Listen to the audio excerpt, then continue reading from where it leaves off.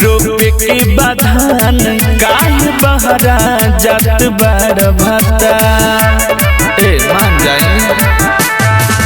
रोपे के बधान काहे बहरा जात बार भतार होता वे बरखा देखो इहे तो बाट सुता।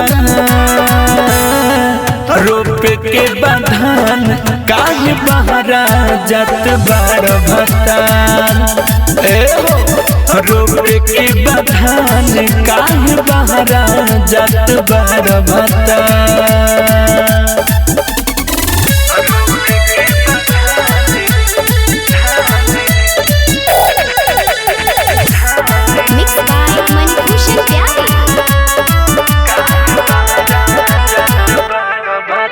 लागल बा खेतवा में पानी हो नाही बढ़ाव परेशानी हो। देवरा तो इने ओने रोपेला बेसी निहारे जवानी हो। ए राजा लागल बा खेतवा में पानी हो नाही बढ़ाव परेशानी हो। देवरा तो इने ओने रोपेला बेसी निहारे जवानी हो।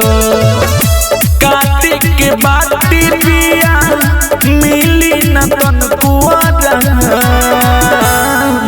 रोप के बधान काहे बहरा जात बार भतार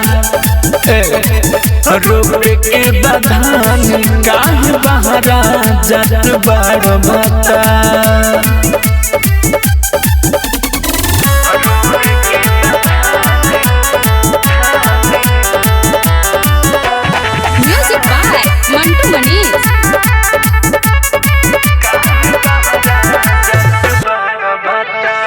करस खेत जोतवाइब हो कैसे के जाना जोरे जाइब हो।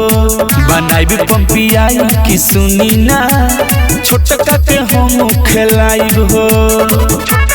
ए जी सुनी ना करस खेत जोतवाइब हो कैसे के जाना जोरे जाइब हो। बनाइब पंपियाई की सुनी ना छोटका के हम खिलाइब हो।